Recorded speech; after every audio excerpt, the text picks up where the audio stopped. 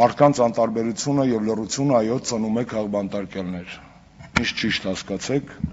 այստեղ որևէ անձնական պատմություններ չեն։ Քաղբանտարկյալները անձնական պատմություններ են եւ անձնական պատմություններ չեն։ Ընտանեկան են այո մարդիկ կամ բարեկամներ եմ տեսնում, բայց դա երկրի պատմություն է, երկրի քաղաքական ողբերգություն է։ Եվ այո ամեն մի անձնական ընտանեկան պատմության հետևում կա երկիր եւ այդ երկրի դարդը, այդ երկրի խնդրեմը, այդ երկրի հիվանդությունը։ Երբեմն տարբեր թվեր ենք ասում, ինչքան քաղբանտարկյալ կա երկրում։ 20 ենք ասում, 30 ենք ասում, 40, 60 արդեն։ Բայց քաղբանտարկյալները միայն ստատիստիկա չեն, նրանք ճակատագիր են։ Թեպետ վատ է, որ մենք մինչև հիմա չգիտենք այդ մարդկանց թիվը։ Վատ է, որ չգիտենք թիվը։ Ու չգիտենք ոչ թե նրա համար, որ այդ մարդկանց չգիտենք, այլ չգիտենք, որովհետև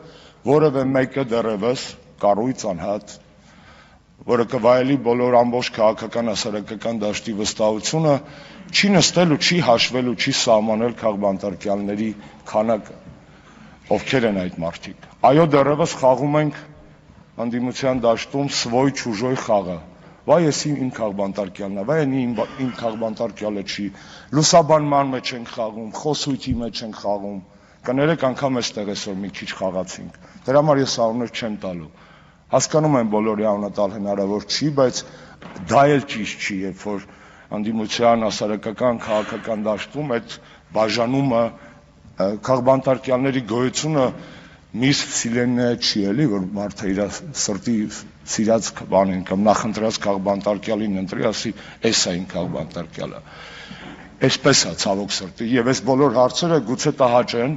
բայց պետքա բարձրաձայնվեն։ Երբ որ նստած էի բանտախցում, մի երկրպագու, այսպես ասած, ինձ Երուսաղեմից մոմ եք ներել, որը տղաները լավ գիտեն, որ նստած է, ընդունված չի բանտախցից վեճ տանելը, բացի անձնական իրերից։ Այս մոմի կեսը վառել եմ իմ բանտախցում եւ սա պահել եմ, հետս բերել էի, այսօր վառում եմ այս մոմը այս մարդկանց ազատության եւ մեր երկրի ազատագրման համար։ Ավելի լավ է վառենք մենք մոմ, քան հավերժ անիծենք անցյալը։